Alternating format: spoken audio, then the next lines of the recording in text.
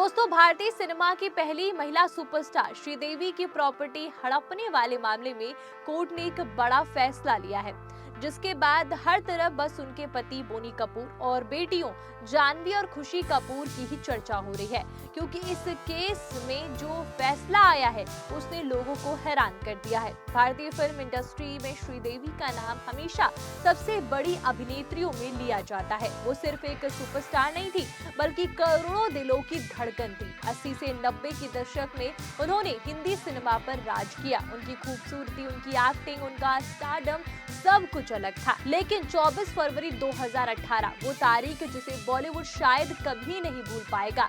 Dubai के एक hotel के कमरे में श्रीदेवी की अचानक मौत की खबर ने पूरे देश को हिला दिया था। कोई यकीन नहीं कर पा रहा था कि इतनी बड़ी स्टार अब इस दुनिया में नहीं है। वो सच में चौंका देने वाली खबर थी। पर जैसे ये खबर उनकी बेटी जानवी कपूर को पता चली थी तो उनकी बेटियों का बुरा हाल हो गया था। जानवी कपूर उस समय बेहोश हो गई थी और अपनी पहली फिल्म की धड़क की शूटिंग कर रही थी। करण जौहर ने खुलासा किया था कि मैंने ही उनको ये बात बताई और उस समय कुछ भी समझ में नहीं आ रहा था कि करना क्या है। उस वक्त श्रीदेवी दुबई में एक फैमिली वेडिंग अटेंड करने गई थी।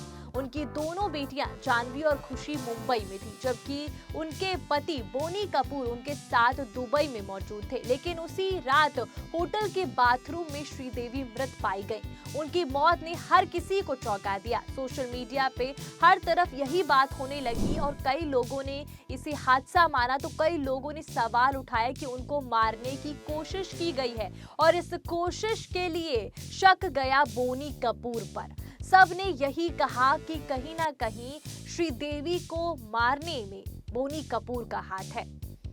उन्होंने ये साजिश रची, इस तरीके से उनको मारा गया। तो बोनी कपूर पर बहुत सारे सवाल उठे जब श्रीदेवी की मौत हुई, क्योंकि उस समय श्रीदेवी के साथ अगर कोई था तो बोनी कपूर। कोई भी इस बात को स्वीकार नहीं कर पा रहा था कि श्रीदेवी की अचानक मौत कैसे हुई और बाथ टब में वो कैसे डूब के मर गई। ये सवाल उस समय हर इंसान को परेशान कर रहा था कि कैसे उनकी मौत हुई। ये गुत्थी आज भी नहीं सुलझी है। दुबई पुलिस ने मामले की जांच शुरू की। भारतीय मीडिया में लगातार खबरें चल रही थी। बोनी कपूर से घंटों पूछताछ हुई और फिर काफी समय बाद बोनी कपूर ने चुप्पी तोड़ी। इतने सारे सवाल के बाद उन्होंने सच बताया।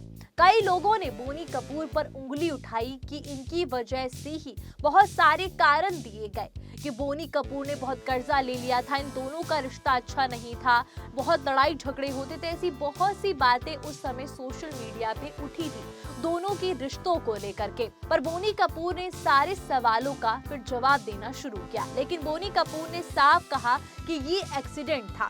श्रीदेवी को लो ब्लड प्रेशर की समस्या थी। वो नई फिल्म के लिए स्ट्रिक्ट डाइट फॉलो कर रही थी। डॉक्टर ने नमक खाने की सलाह दी थी, लेकिन वो अवॉइड कर रही थी। बोनी ने कहा कि उन्होंने कई बार श्रीदेवी को सावधान किया। आखिरकार दुबई पुलिस ने उन्हें क्लीन चिट दे दी और बोनी कपूर ने ये भी बताया था कि वो पार्टी के टाइम पे भी उनको कई बार चक्कर आ रहे थे।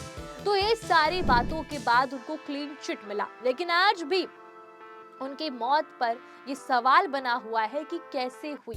कोई उनके फैंस जो हैं इस बात को स्वीकार नहीं कर पा रहे हैं कि एकदम से बाथ टब में डूबने से उनकी मौत कैसे हो सकती है। अब श्रीदेवी की प्रॉपर्टी को लेकर के भी मामला चल रहा था, बहुत समय से ये मामला चल रहा था और अब जाकर कोर्ट ने एक बड़ा फैसला दे दिया है। दोस्तों, दरअसल चेन्नई के शोलिंगनल्लूर इलाके में 2.70 एकड़ जमीन को लेकर के मद्रास हाई कोर्ट में बड़ा मामला चल रहा था। आरोप लगाया गया था कि इस जमीन को गलत तरीके से श्रीदेवी के नाम खरीदा गया था। याचिकाकर्ताओं ने दावा किया कि जमीन मूल रूप से एमसी संबंधा मुदलियार के नाम के व्यक्ति की थी। बाद में इस प्रॉपर्टी पर गलत तरीके से कब्जा कर लिया गया। इतना ही नहीं, शिकायत करने वालों ने खुद को इस जमीन के असली मालिकों का वारिस बताया और कोर्ट से प्रॉपर्टी में हिस्से की मांग भी कर ली। जब ये मामला सामने आया तो सोशल मीडिया पे लोगों ने फिर से बोनी कपूर और उनकी बेटियों को निशाना बनाना शुरू किया। लोगों ने कहा कि इन्होंने तो प्रॉपर्टी ही हड़प ली, इस तरह की बातें होने लगी थी। कई लोगों ने कहा कि श्रीदेवी की मौत के बाद उनकी प्रॉपर्टी को लेकर एक बड़ा खेला हो गया है। लेकिन फिर कपूर परिवार ने कोर्ट का दरवाजा खटखटाया। बोनी कपूर और उनकी बेटियां जानवी और खुशी कपूर ने हाई कोर्ट में याचिका दायर की और कहा कि ये पूरा केस झूठा और बेबुनियादी है। उन्होंने कोर्ट को बताया कि जिस जमीन की बात हो रही है उसे 1988 में कानूनी तरीके से खरीदा गया था। इतने सालों तक किसी ने इस पर सवाल क्यों नहीं उठाया। कपूर ने यह भी कहा कि जिन लोगों ने केस किया है वो असली कानूनी वारिस नहीं है और ना ही उनके पास कोई भी मजबूत सबूत है। जिसके बाद मद्रास हाई कोर्ट ने पूरे मामले की सुनवाई की और फिर जो फैसला आया उसने हर किसी को चौंका दिया।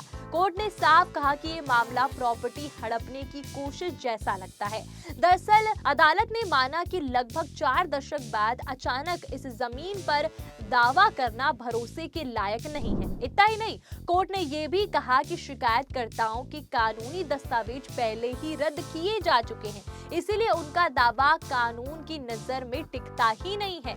अदालत ने आखिरकार बोनी कपूर, जानवी कपूर और खुशी कपूर को बड़ी राहत दी और पूरा मुकदमा खारिज कर दिया। कोर्ट ने कहा कि श्रीदेवी की मौत के बाद ये प्रॉपर्टी कानूनी तौर पर उनके पति और बेटियों को मिली और इस मामले में कानून का गलत इस्तेमाल किया गया। अब इस फैसले के बाद कपूर परिवार ने राहत की सांस ली, लेकिन सोशल मीडिया पे मामला अब फिर से चर्चा में है और न्यायालय ने टिप्पणी की है कि केवल संपत्ति हड़पने के लिए कानून की प्रक्रिया का दुरुपयोग करते हुए उन्होंने विभाजन की मांग करते हुए ये मुकदमा दायर किया। इस फैसले के बाद बोनी कपूर और उनकी बेटियों को बड़ी राहत मिली और 2.70 एकड़ की ये कीमती जमीन अब पूरी तरह से उनके पास सुरक्षित हो चुकी है।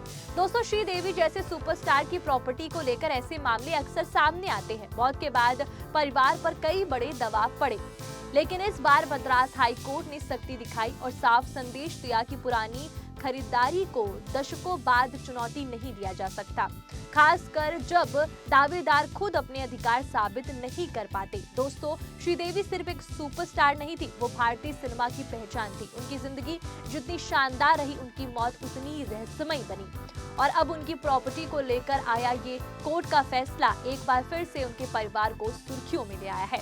तो दोस्तों, इस पूरे मामले पर आपकी क्या राय, कमेंट करके जरूर बताइएगा। ऐसी बॉलीवुड अपडेट और किस्से कहानी के लिए बने रहिए रिद्धि सिंह राठौर के साथ और जाते जाते 4 PM बॉलीवुड को सब्सक्राइब करना मत भूलिएगा। आपका बहुत बहुत धन्यवाद।